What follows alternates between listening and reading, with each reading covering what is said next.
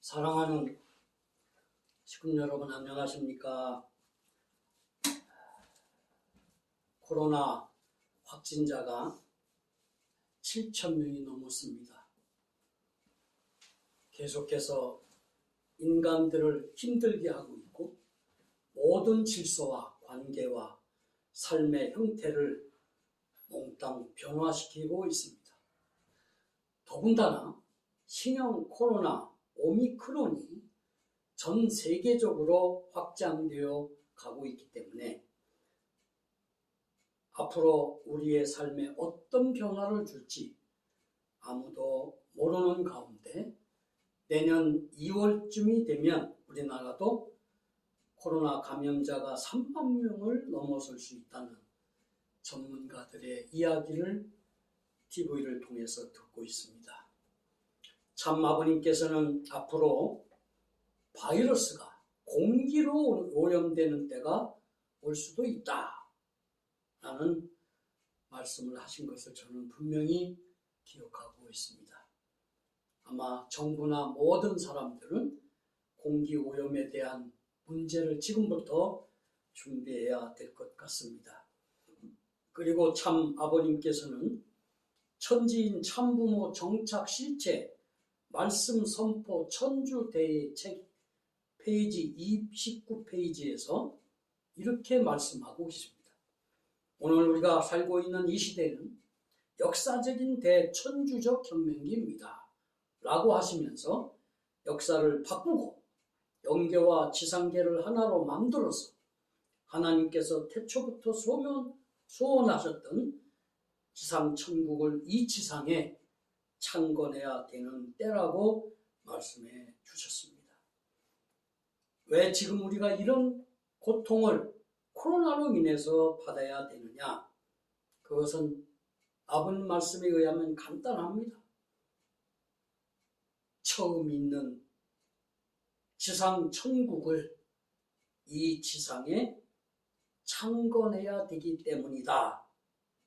그렇기 때문에 지금까지 사탄에 의해 만들어진 모든 것을 다 바꾸지 않고서는 절대로 천일국 창건이 이루어질 수 없습니다. 그렇기 때문에 지금 그 청산 작업을 하고 있다. 이렇게 우리는 믿고 가야 합니다. 지금 이 참 아버님의 말씀을 이 땅에 이루시기 위해서 지금도 불철주야 정성 들이시며 수고하고 계시는 참 어머님이 계시다는 사실을 우리는 알아야 합니다. 그렇기 때문에 우리는 참 어머님과 심정일체를 이루는 신앙생활을 해야 마지막까지 승리자가 된다는 것을 우리는 분명히 알아야 하는 것입니다. 오늘 저는 구약 성경에 나오는 욥이라는 사람을 중심하고 축복과 시련이라는 제목으로 함께 말씀을 나눠보고자 합니다. 부모는 반드시 자식이 똑똑하고 잘생겼으면 남에게 자랑하고 싶어 견디지를 못합니다. 그것이 누구를 닮아서 그렇다고 생각하십니까? 저는 하나님을 닮았기 때문에 그렇다고 말씀드릴 수 있습니다. 그렇기 때문에 하나님을 가장 쉽게 자랑하는 방법이 뭐냐? 바로 부모와 자식과의 근본 관계를 이룬 입장에서 나의 부모를 잘 알게 되면 결국 하나님을 잘 알 수 있게 된다는 것입니다. 여러분, 구약 성경에 나오는 욥이라는 사람은 그 이름의 뜻이 공정함이라고 말합니다. 욥은 이방 아라비아 우수란 땅에 산 의인으로 동방의 부자요 7남 3녀를 둔 대가족의 가장이었습니다. 그의 재산을 공개하면 양이 7,000마리, 나귀가 3,000마리, 소가 500마리, 그리고 많은 종을 두었고, 그리고 욥이라는 사람은 아주 순전하고 정직해서 하나님을 경외하며 악에서 떠난 자라고 하나님은 말씀하고 계십니다. 욥기서를 읽다 보면 하나님도 당신이 믿을 수 있는 아들, 딸이 생기면 사탄에게까지도 자신 있게 자랑 삼아 자랑하고 싶어 한다는 사실을 우리는 금방 알 수가 있습니다. 성경 욥기서 1장 1절부터 13절까지의 내용을 제가 이야기식으로 말씀을 드리겠습니다. 하루는 하나님의 아들들과 사탄이 하나님 앞에 와서 하나님께 이렇게 사탄이가 말을 합니다.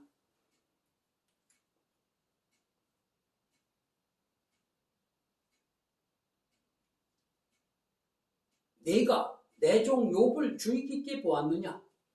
그와 같이 온전하고 정직하여 하나님을 경외하며 악에서 떠난 자가 세상에 없느니라. 사탄이 여호와께 이렇게 얘기합니다.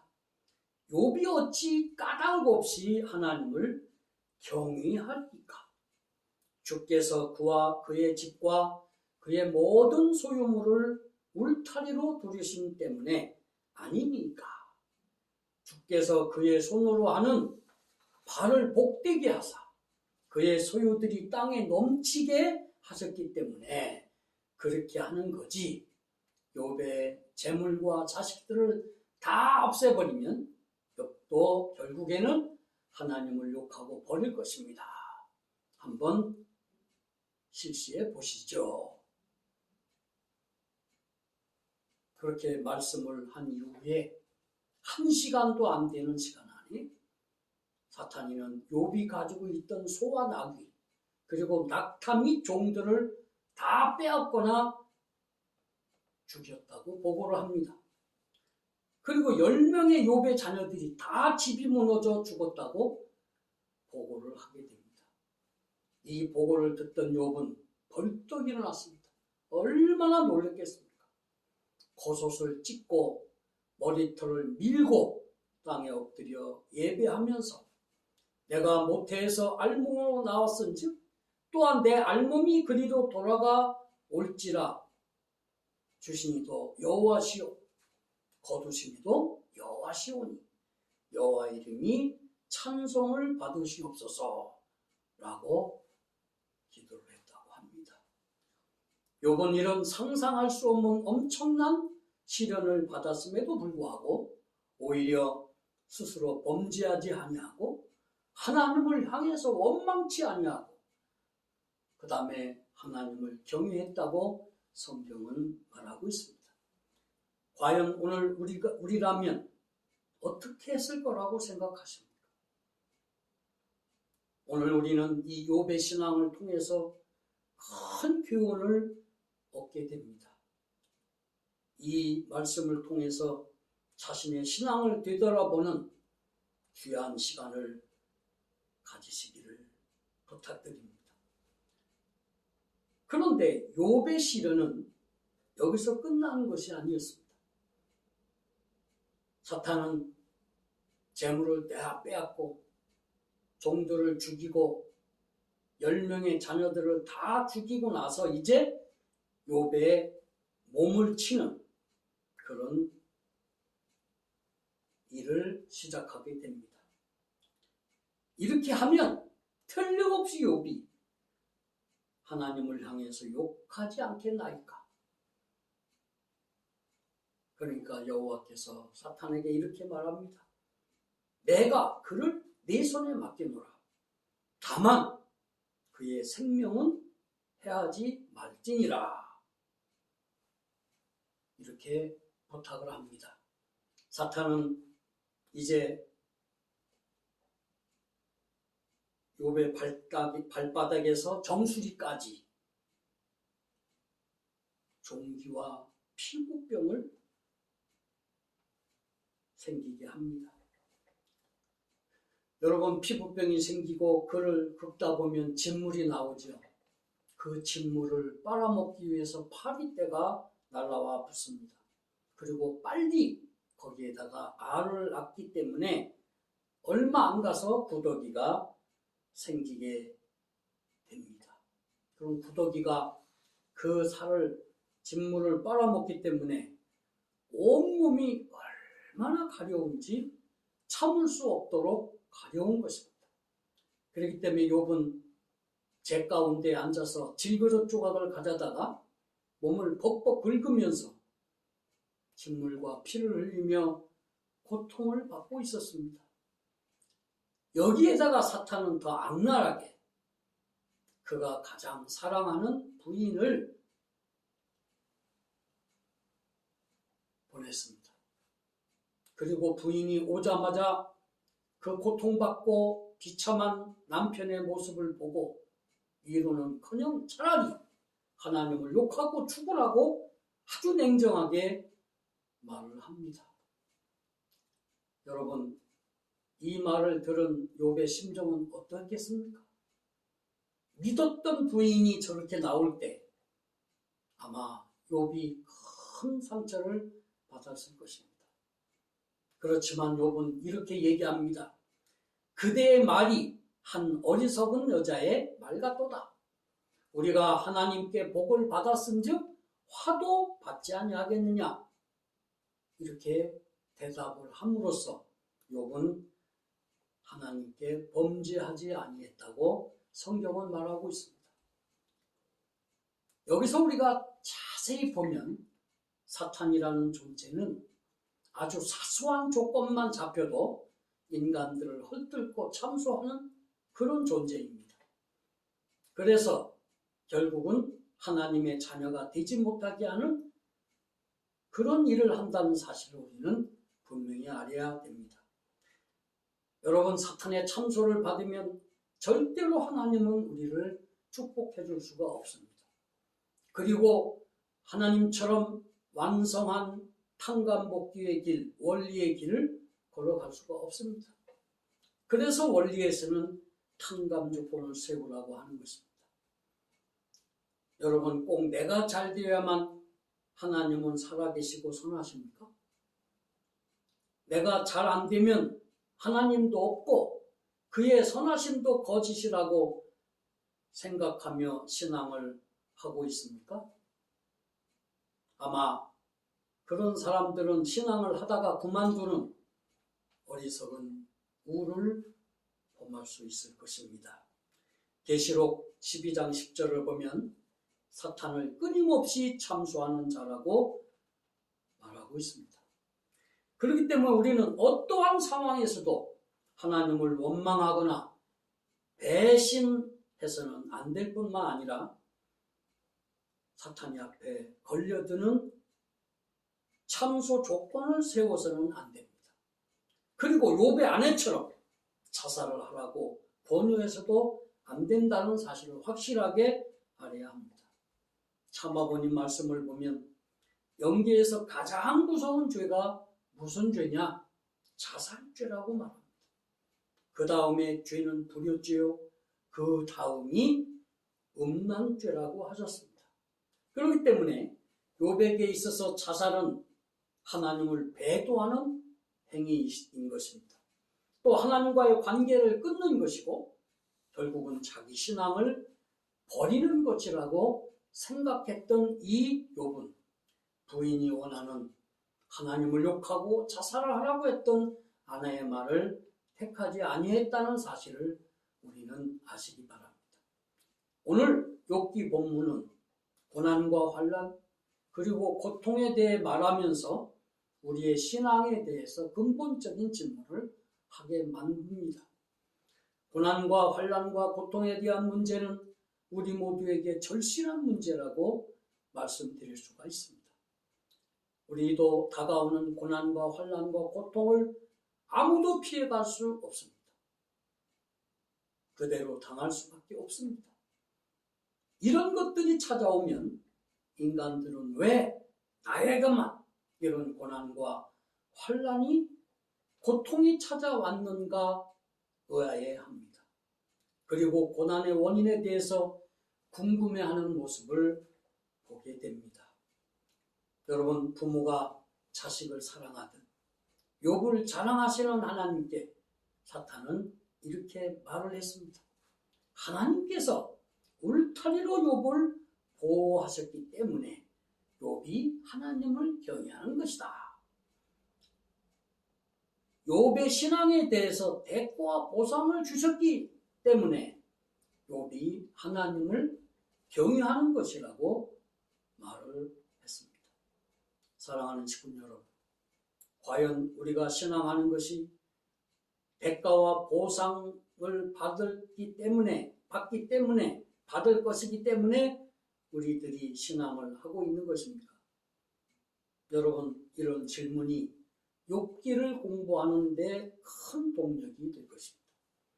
이런 질문을 품고 오늘은 이런 극심한 고난과 고통 중에서 욥이라는 사람이 어떻게 신앙을 통해서 시련을 극복했는지 함께 말씀을 나눠보려고 하는 것입니다. 첫째로 욥은 하나님께서 인정하신 의로운 사람, 정직한 사람이었다는 사실입니다. 하나님께서 나는 아브라함의 하나님, 이삭의 하나님, 야곱의 하나님이라고 기뻐하셨던 것처럼 우리도 하나님께서 믿을 수 있는, 누구 앞에서나 자랑할 수 있는 하나님의 아들, 딸이 되기 위해서 오늘 우리는 신앙의 길을 가고 있다는 것을 우리는 아시기 바랍니다. 그러기 위해서는 어떠한 환난과 고난과 고통이 엄습해 온다 할지라도 물질 때문에, 자식 때문에 자기에게 큰 고통을 준다 하더라도 우리가 절대 입으로 범죄하지 않는 욥처럼 자타가 공인할 수 있는 신앙을 해야 됩니다. 그리고 하나님을 향하여 원망과 불평을 절대로 하지 않는 신앙의 인격자들이 바로 오늘 우리들이 걸어가야 할 신앙 노정임을 확실하게 알기를 바랍니다. 또 욥은 정직한 사람이었다는 것입니다. 어떤 사람이요? 정직한 사람. 그가 순진했던 것만큼 다른 사람들에 대해서도 정직했습니다. 그는 자기의 모든 행동 가운데 누구로부터 일방적으로 정죄나 비난을 받을 만한 것이 없었던 사람이라고 성경은 말하고 있습니다. 신명기 32장 4절을 보면 정직은 원래 하나님의 속성이라. 전도서 7장 29절을 보면 하나님은 사람을 정직하게 창조하셨느니라. 역대상 29장 17절을 보면 정직한 것을 기뻐하신다고 성경은 말씀하고 있습니다. 그리고 정직한 자는 어떤 혜택을 받느냐? 하나님을 경외하고 악에서 떠날 뿐만 아니라 사람의 생명을 구원한다는 것입니다. 하나님은 정직한 자에게 얼굴을 보이시고 좋은 것을 아끼지 아니하시며 정직한 자와 함께 거하시고 교통하시고 그 후손에게 복을 내리신다고 말씀하셨습니다. 욥은 정직함으로써 악에서 떠나 있었습니다. 항상 하나님을 경외하면서 하나님과 함께 사는 삶을 살았던 의인이었습니다. 사랑하는 식구님 여러분, 우리가 몸담고 있는 우리 공동체의 식구들과 지도자들은 모두가 욥처럼 정직하다고 생각하십니까? 만약 우리가 정직하지 않는다면 참 아버님의 성령 역사는 절대로 나타나지 않을 것입니다. 둘째로 욥은 자신을 반성과 회개로 하나님을 경외했습니다.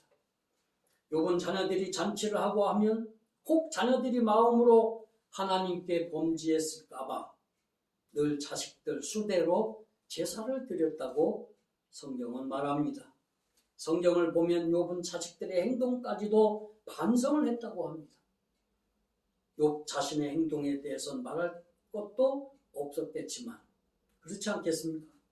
하나님을 경외하는 것은 하나님이 주신 진리 말씀으로 늘 자신의 삶을 되돌아보면서 잘못한 것에 대한 회개와 반성을 하는 것이라고 말씀을 드릴 수가 있습니다. 욥은 늘 그렇게 하며 살았다고 합니다. 하나님을 경외하는 일은 다른 무엇보다도 중요합니다. 내가 아무리 순전하고 정직하게 되고 싶어도 하나님을 경외하는 일 없이는 불가능하기 때문입니다. 욥은 참으로 하나님을 경외한 사람이었습니다. 이 말은 그가 단순한 윤리가나 도덕가가 아니라 어떤 사람이었다고요? 진정한 신앙인이었다는 것을 뜻하는 것입니다. 잠언서 9장 10절을 보면 하나님을 경외하는 것이야말로 모든 지혜의 근원일 뿐만 아니라 참된 윤리와 도덕의 동인이 된다고 하셨습니다. 하나님을 경외하는 초월적인 신앙이 전제되지 않은 윤리나 도덕은 절대적인 권위를 지닐 수가 없습니다. 예수님께서 가르치신 저 유명한 산상수훈도, 참부모님께서 우리들에게 주신 원리나 귀한 말씀도 참된 신앙이 전제되지 않는다든지 생활로 실천되지 않으면 한낱 도덕경에 지나지 않는다고 볼 수 있습니다. 단순히 하나님을 믿는다는 말과 하나님을 경외한다는 말 사이에는 비단 어감 차이뿐 아니라 상당한 의미의 차이가 있다고 보는 것입니다. 그러므로 우리는 하나님을 믿되 그분을 경외하며 언제 어디서나 그분과 하나 되어야 되겠습니다. 세 번째로 욥은 고난과 환난과 고통 속에서도 하나님을 원망하지 않고 항상 찬양하고 예배를 드렸다는 것입니다. 욥은 우리가 알다시피 그 엄청난 재산을 몽땅 빼앗겼습니다. 그리고 그렇게 사랑했던, 그리고 그렇게 잘생겼던 7남 3녀를 한꺼번에 다 잃게 되었을 뿐만 아니라 많은 데리고 있는 종들까지 희생을 당하는 수모를 겪었습니다. 그런 참혹한 고통과 환난 중에서도 욥은 이렇게 생각했다는 것입니다. 그것을 주신 분도 하나님이시고 거두시는 분도 하나님이다. 이런 고백을 하면서 원래부터 내 것은 하나도 없었다고 하는 그런 믿음을 가지고 모두 되어지는 일들은 다 하나님의 뜻에서 나온 것이라고 생각을 했다는 것입니다. 그래서 욥은 오히려 하나님 앞에 찬양을 하고 감사 예배를 드리면서 자신의 마음을 비우며 고난을 극복했다고 하는 이 사실을 우리는 꼭 기억해야 되겠습니다. 욥은 자녀들이 마음으로 하나님을 배반한 것을 가장 무서운 죄로 생각했던 사람입니다. 사실 인간에게 있어서 가장 큰 죄는 무엇이겠습니까? 그것은 마음으로 하나님을 배반하는 일입니다. 즉 하나님의 사랑을 떠나서 다른 것을 섬기는 일입니다. 이것을 기독교에서는 엄밀하게 말해서 우상 숭배라고 하는 것입니다. 그러므로 욥은 자녀들을 위해서 번제의 제단을 드렸던 것입니다. 욥의 자녀들은 부잣집 자녀들이었기 때문에 불평이야 없었겠지만 대신 하나님께 배은망덕한 행동을 할 수 있는 소지는 다분했다고 하는 것입니다. 설령 말과 행동으로는 그러한 대sak을 하지 않았다고 하더라도 내심으로 그런 생각을 품을 가능성은 많이 있었던 것입니다. 그러기에 욥은 때로 자녀를 위하여 번제를 드리면서 그 명수대로 제사를 드리면서 그들이 죄를 범한 것은 물론 혹시 마음속으로라도 하나님께 오만한 생각을 품은 일이 있으면 용서해 달라는 기도를 수없이 드렸다고 하는 사실입니다. 우리가 신앙하면서 보면 많은 부모님들이 자녀를 위해서 기도를 드리고 있습니다. 그런데 그 기도의 주요 많은 내용이 고작 인류 대학 입학을 위한 기도, 축복을 받기 위한 기도, 직장에 취업을 하기 위한 기도, 그리고 나아가서는 자녀가 건강하고 잘 살게 해달라고 하는 기도 정도이지 진실로 자녀들의 신앙을 이와여서는 그다지 관심을 쏟지 않을 뿐만 아니라 기도도 많이 하지 않고 있다는 사실입니다. 이것은 단연코 잘못된 것입니다. 우리는 자녀가 하나님을 두려워하지 않거나 교만해서 죄를 범하지 않을까를 위해서 기도하는 욥의 신앙을 본받아야 되는 것입니다. 참 아버님께서 손수 보여주셨던 가정에서의 훈독회를 통해서 자녀 교육과 신앙 교육을 시켜야 하겠습니다. 사실 오늘 우리들은 이런 상황 속에서 이런 말을 하고 찬송과 예배를 드릴 수 있을까요? 솔직히 이런 말을 하는 것조차 어렵지만 이 말을 실체적으로 실천한다고 하는 것은 대단히 어려운 일이라고 저는 생각을 합니다. 그러나 하나님이 주시면 감사하며 누리고 주셨던 것을 거두어 가시면 그것을 그대로 감사로 받아들이고 또 그것도 감사하는 것이 우리가 가야 할 참된 신앙의 길이 아닐까 이렇게 생각도 합니다. 우리 사랑하는 동대문 식구 여러분, 우리가 우리에게 찾아오는 고난이나 환난이나 고통이 없으면 하나님의 심정을 깊이 체험할 수가 없다고 합니다. 고난으로 연단받아야 정금 같은 귀한 신앙의 인격이 나오는 것이기 때문에 그렇습니다. 따라서 오늘 우리는 고난을 두려워하지 말고 담대함으로 오히려 더 하나님을 찬양하며 감사로 예배드리는 자랑스러운 참 부모님의 아들, 딸이 되어야 되겠습니다. 넷째로 욥은 충동하는 사람이 있어도 입술로 범죄하지 않았다고 하는 사실입니다. 사탄이 욥의 온몸을 공격하여 전신에 종기와 피부병이 생겼습니다. 욥은 자기 집을 떠나서 성 밖에 있는 잿더미 위에 앉아서 질그릇 조각으로 몸을 긁으며 피를 흘리며 고통을 당하고 있었습니다. 아랍의 도시 주변에는 오늘날도 마스바라라고 하는 이런 잿더미가 있는데 이곳은 쓰레기 처리장으로서 모든 사물의 종착역과도 같은 곳이라고 말하고 있습니다.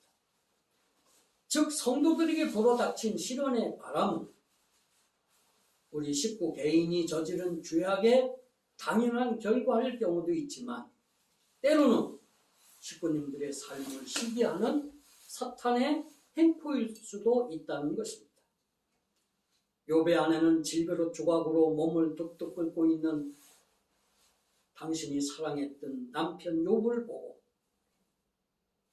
이로는커녕 이렇게까지 되었는데 아직도 온전함을 지키고 있냐? 병신아, 빨리 하나님을 욕하고 죽으라고 악담을 했다고 합니다. 위로와 격려가 절실한 욥이었는데 오히려 욥의 아내는 하나님을 욕하도록 욥을 충동했습니다. 이 말을 듣는 욥의 마음은 어떠했겠습니까? 그러나 욥은 아내의 악담과 충동의 말에 휘둘러 넘어가지 않았습니다. 끝까지 자신의 믿음을 지켰습니다. 이렇게 사탄의 유혹과 사람의 달콤한 말에 휘둘리지 않는 믿음이 진짜 믿음이라는 사실을 깨닫기 바랍니다. 욥의 아내를 보면서 식구님들은 어떤 생각을 하셨습니까? 아마 욥의 부인도 이런 환난과 시련과 고통을 당하기 전까지는 남편 따라서 열심히 신앙을 했을 거라고 믿습니다. 오직 하늘 앞에 복 받기를 위해 기도하고 또 헌금하고 하나님을 공경했을 것이 뻔합니다. 그러나 하나님의 불공평함 때문에 자기 남편이 고난당하고 있다는 생각을 하였기 때문에 하나님을 욕하고 죽으라는 악담을 했을 거라고 저는 믿습니다. 우리 신앙길에서도 하늘로부터 복만 받고 은혜만을 추구하면서 고난의 길을 가지 않으려는 식구들이 없지 않아 있습니다. 아마 이런 식구들이 결국에 가서는 하나님과 함께 살 수 없는 그런 입장에 처할 수 있다는 것을 우리는 명심해야 되겠습니다.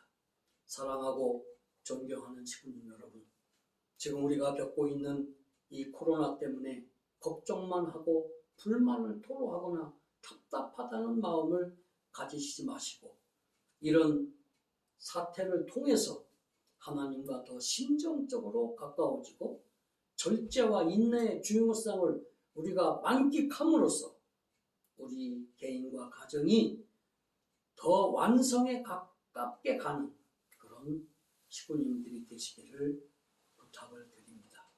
오늘 우리는 고난을 두려워하지 말아야 합니다. 오히려 담대함으로 오히려 더 하나님을 찬양하며 감사로 예배드리는 자랑스러운 동대문 식구님들이 될 때 참 부모님부터 큰 축복을 받으리라 믿습니다. 저는 지난 11월 달과 12월 달을 통해서 많은 시련과 고통과 혼란을 당했습니다. 당연히 당해야 하는 것이라고 저는 알고 기다리고 있었습니다. 금년 한 해 동안에 저와 사모님 그리고 우리 자녀들에게 베풀어 주신 하늘의 크신 축복이 너무 컸기 때문에 그렇습니다. 첨보가정 등재를 동대문교회에서 41가정을 완료했습니다. 그리고 협회에서 주관했던 참 어머님 자서전 소감문에서 부족한 제가 우수상을 받는 영광을 얻었습니다. 또 참 어머님으로부터 귀한 핸드백 선물도 받고 식사도 함께 하고 기념사진도 함께 찍는 영광을 입었습니다. 그리고 자서전 430권 보급 완료를 했다고 천지인 참부모님의 표창도 받고 함께 사진도 찍었습니다. 그리고 목회자가 43가정 실세와 운동에 책임을 다했다고 첨보교육원 자격증과 세계본부장 표창장도 받게 되었습니다. 그리고 처음 있었던 효정가정 모범 목회자상도 제1지부 대표로 제가 받게 되었습니다. 또 우리 사모님께서는 문선명 천지인 참부모 9주년 회고간증 수기 공모전에서 대상을 수상했습니다. 지난 12월 4일 우리 부교회장 김성인 군과 이가은 사모님의 필요연이 있었는데 화합만 30여 개가 왔습니다. 또 직감적으로 약 400여 명이 참석해 축복해 주시는 가운데 성대하게 거행되었기 때문에 많은 시련과 고통이 찾아올 것을 알고 있었습니다. 그래서 그런지 코로나 확진으로 인한 온 가족의 고통이 있었습니다. 그리고 둘째 딸의 갑작스러운 다리 골절로 수술을 받는 일도 있었습니다. 저는 혼자 기도했습니다. 진심으로 교만했던 제 마음과 식구님들에게 염려의 대상이 되게 했다는 데 대해 용서를 빌면서 회개하고 반성하는 시간을 가졌습니다. 그런 중에도 너무 힘들 때는 혼자 찬양도 하면서 이런 시련과 고통을 주신 것에 오히려 감사하면서 한 달여를 지내오게 되었습니다. 많은 식구님들의 염려와 사랑과 정성이 큰 힘이 되어서 이제 12월 13일이 되면 모든 것이 다 끝나게 되었음에 이 시간을 통해서 감사를 드립니다. 축도를 올리겠습니다. 경외하옵는 하늘 부모님, 그리고 사랑하옵는 천지인 참 부모님, 지금 70억 인류가 당하고 있는 이 환난과 고통을 보시면서 하늘 부모님과 참 부모님은 얼마나 마음이 아프시고 괴로우셨겠습니까? 오히려 저희들이 하늘 부모님과 참 부모님께 기쁨과 영광을 돌려드려야 됨에도 불구하고 저희들이 부족하고 책임을 다 못해서 염려의 대상이 되고 걱정의 대상이 되고 있음에 죄송한 마음을 금할 길이 없습니다.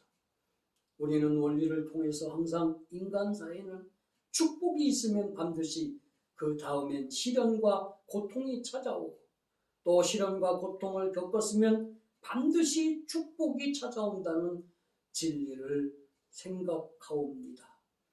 아무리 고통스럽고 힘든 시련일지라도 오히려 그것을 감사하며 찬양하며 슬기롭게 잘 극복하면 더 큰 축복이 찾아오는 것을 저희들은 믿습니다.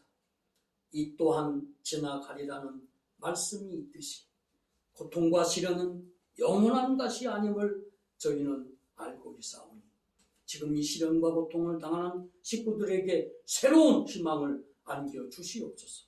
빠른 시간 내에 다 지나갈 것입니다. 지금은 2021년을 마감짓는 12월 12일이 옵니다. 모든 식구들이 유종의 미를 잘 마감 짓고 대망의 2022년을 희망 속에 맞이할 수 있게 하여 주시옵기를 간절히 바라옵니다. 그리고 2022년도에는 반드시 남북 통일의 문이 열리게 하여 주시옵소서. 기적의 놀라운 일이 일어나게 하여 주시옵소서. 그렇게 하지 않고는 천일국을 완성할 수가 없습니다. 참부모님 양위군께서 반드시 통일의 참부모님이 되셔야 됩니다. 그리고 신통일 한국은 물론이고 신통일 세계 천주 안착까지 승리할 수 있도록 축복해 주시옵소서. 한 주간 동안, 한 달 동안 지극정성을 마음을 모아 준비해서 참부모님께 드린 예물을 기쁘게 받아주시고 그 예물을 통해서 개인과 그 가정이 완성되게 인도하여 주시옵소서 간절히 바라옵니다. 그리고 이제부터 동대문 식구들에게는 한 명도 코로나로 인해 고통받는 식구들이 나타나지 말게 역사해 주시옵소서. 그리고 첨보를 위해서 열심히 활동하는 우리 국제 부인들 위에도 항상 지켜주시옵소서. 건강이 좋지 못해 고통받고 있는 식구들이 있습니다. 그들을 어루만져 주시고 그들의 환부를 치료해 주시고 그래서 모든 고통에서 벗어날 수 있게 역사해 주시옵소서. 다시 만날 때까지 우리 동대문 식구들을 보살펴 주시고 건강케 해 주시고 늘 기쁨과 반가움으로 만날 수 있게 하여 주시옵소서. 지난 6개월 동안 애역을 사랑해 주시고 협조해 주셔서 동대문 교회가 B그룹에서 전국 1등을 할 수 있게 해주신 것, 이 시간을 통해서 진심으로 하늘 앞에 감사를 드립니다. 수고해 주신 간노 권사님과 우리 식구들 위해 천지인 참부모님의 크신 사랑과 축복이 함께해 주시옵기를 간절히 바라옵니다. 오늘 처음부터 마치는 시간까지 함께해 주신 것을 감사드리면서 모든 말씀을 오늘 예배드리는 동대문 식구님들의 이름을 함께 묶어서 축복 중심 가정 김종축의 이름으로 간절히 축원드리옵나이다. 아주